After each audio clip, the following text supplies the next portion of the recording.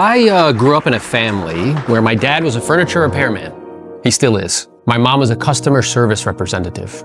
Between the two of them, I don't think they ever made more than $80,000 a year. Now, there's different things in life other than money. We do need money, though. We live on an economic planet. Right around the age of like 14 or 15, I started to notice a pattern. And the pattern that I noticed was a complete lack of planning. No plan around finances, other than praying. No plan around physical health. No plan around spiritual life. And I noticed that that pattern led to a specific outcome. A lack of financial stability. If the transmission went out, like, as would happen on a car, my dad would have to get a second job delivering pizzas for 9 months to pay for it. Anybody know what that's like? Yeah, okay. 65% of us grew up in families that live paycheck to paycheck. Now, I was born with a tremendous amount of ambition. Thank you, God. Thank you, Lord. And I wanted more, right? And Tony Robbins tells us that if we want to produce good outcomes, we need to notice patterns. You know what the second thing we need to do once we notice them is? Use them. I didn't really know how to do something different because could I have gone to my family of origin to get the answer? Why? They don't know. Anyone besides me ever had that experience before? Yeah, just didn't know. And I want you to keep in mind, if you're watching, I love you, Mom and Dad. They're nice people. But I just noticed there's two things that you can learn from people. Number one is how to do something. What's number two? How not to do something. It's a shame that people who royally screw things up, don't give seminars. If somebody gave a seminar, Esteban, that said, here's exactly how I screwed up my marriage, I'd be in the front row taking notes. Because I don't want to do that. I couldn't go to the family, and there was nobody around me. Because what do you think their friends were doing? The exact same thing. All they did about it was BMW. Do you know what that stands for? Bitch, moan, and whine. I saw what happens in those environments and everything that comes with it, right? And I'm like, I don't want to live that way. So what I did is I started to voraciously read books, 3 to 4 books a month. Then I started to get access to really good guides. We call guides in the modern era coaches, okay? Mentors. These guides, I spent hundreds of thousands of dollars of my personal funds to learn from these individuals, to learn how to plan.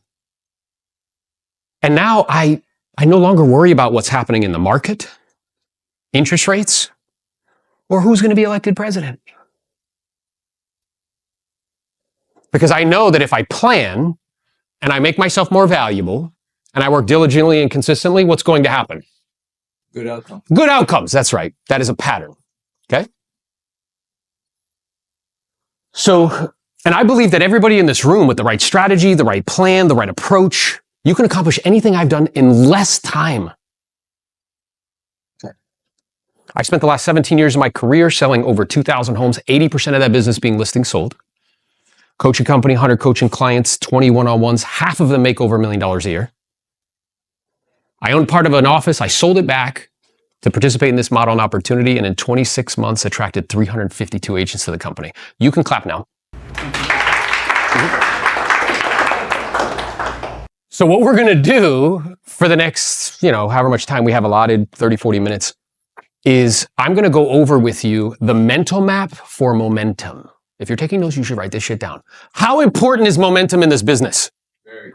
Everything. How many of you guys have lost momentum and felt it just drift away like a lost lover in the night? And you're like, oh no, please don't go, momentum. How many people have felt momentum? Oh my God, how delicious is that? Everything I touch works. Just put them in front of me and I'll close them. Anybody ever had that feeling? Yes. So I'm going to give you the mental map for momentum, how to think about that. Because what I would propose or suggest is you can create your own personal momentum. People look endlessly to find external ways to generate momentum. How do they do that? How do they look for external ways for generating momentum? YouTube. Oh, maybe I'll watch this thing and it'll really get me going. What else? Seminars. Oh, maybe I'll go here and it'll really get me going. Music. I'll listen to this thing and it'll really get me going. I'm going to give you an actual roadmap because here's the problem with external things that generate. While they can be useful, they eventually break down. External accountability eventually breaks down. How many people have ever had somebody try to hold them accountable and then they flake out? If you need somebody else to call you in the morning to wake up, you are not on mission or on purpose. I always like to begin, this is the good shit, not the bullshit. You guys, I'm sure, are used to going to meetings that are very boring and don't add value. This is not that. So what is society telling you to do What is the root word of vacation? Vacate means to leave. I want my life to be so fantastic, I don't want to go anywhere. Society tells you to stop working. Also tells you to eat and drink whatever you want. It also tells you to spend all your money. What does that lead to? Okay, good. So if I stop working, what does that do to my momentum? It goes right down in the toilet. If I eat and drink whatever I want, what does that do to my body? Feel it? So I'm sorry, louder? Feel like shit. Yep, she speaks French too, just like me. If somebody tells me to spend all my money, what is that going to leave me with? Nothing. Now, what's super interesting to me is people follow this, stop working, eat and drink whatever you want, spend all your money. And then in January, do you know what they end up doing? New year, new me, which is horseshit, still you, with your shitty habits. When I say collective, what does that word mean to you? Everybody. What does hallucination mean? Made up.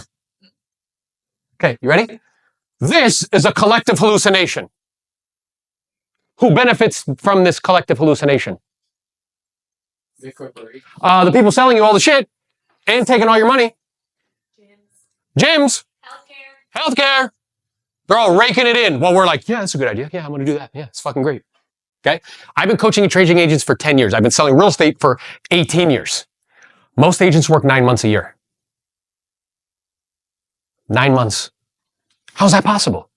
Soon as we hit Thanksgiving, they all check out. Let me ask you a question. How many people here in this room, 2 generations ago, 3 generations ago, your ancestors came from somewhere else? Anybody besides me? Look at the fucking room. Okay. That original individual, great grandpa, great grandma, when they came to this country, did they take 2 weeks off for Thanksgiving? Did they take 3 weeks for the holidays? What are we thinking? I know that most people aren't independently wealthy. Why are we behaving that way? Okay. And what's interesting is they end up taking this time off. They mess around, shenanigans during the New Year's, right? They don't get back to the office. They don't even start thinking about work till January 5th. Then you know what they say? Hey, I think I should probably do a business plan. You know, I've been screwing around, messing around, eating and drinking whatever I want, spend all my money. I don't have any money left. I need to do some deals. I need to do a business plan. That takes about 2 or 3 weeks. We're already in February. And you haven't even started working on the plan. Here is a specific plan that you can use in the fourth quarter to have lots of momentum, guys. Lots of momentum. Number 1, take out a calendar and specifically decide how many days you're going to work between now and the end of the year. Do not leave this up to chance. How many opportunities are you going to have to fuck around? How many parties are you going to be invited to? How many opportunities will there be to have distractions?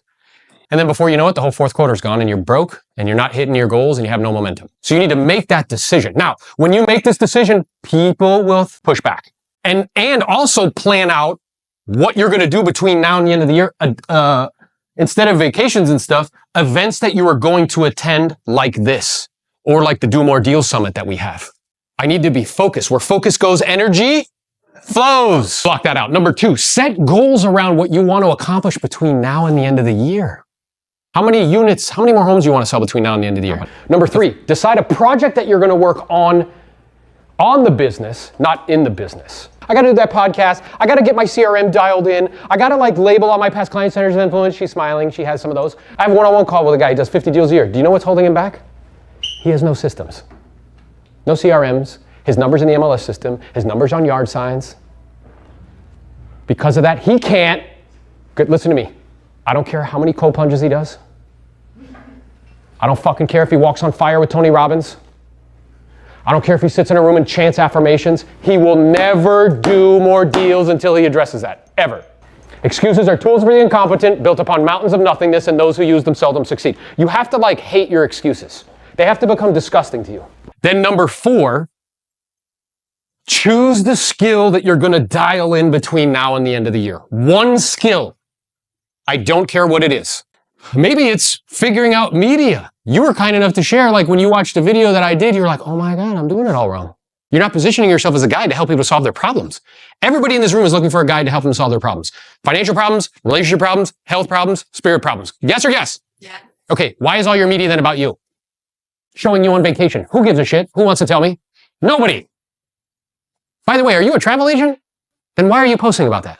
So maybe that's the skill I have to dial in, but choose a skill. So write down a skill right now. What is it going to be for you? Is it prospecting? I need to learn a skill of setting appointments. Okay, good. Negotiation, which really is conflict resolution. What's the skill for you? It's going to be the role playing. Role playing. In scripts. Good. What is the skill for you, young man? Media. Media. Yes, that's a good answer. He listens well. That's good. And specifically, what about media? Storytelling. Good. Story brand. Story brand. Consistency.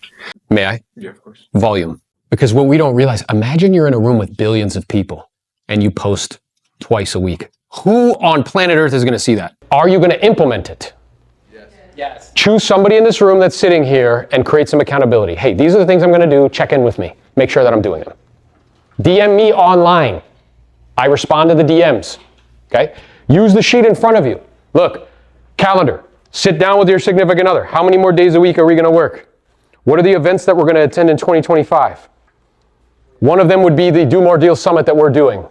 If people give you static, because they will, when you start to execute on this plan, yes, when you start to execute on this plan, they will give you static. They'll say you're obsessed. These are some things that you have to keep in mind. Grant Cardone says this about obsession. Until you become completely obsessed with your mission, no one will take you seriously. No one will. Because you're just lukewarm. I suggest you become obsessed about the things you want. Otherwise, you're going to spend your lifetime being obsessed with making excuses about why you didn't get the life you wanted. What?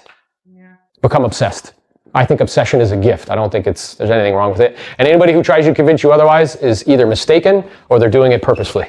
Okay. The only thing that we need to be talking about right now, which is price reduction. From California to Florida, because we are coast to coast. Inventory sitting for longer. If a property is not like A+++ location, that stuff is still, flying off the shelf. Everything else is not. Inventory's climbing.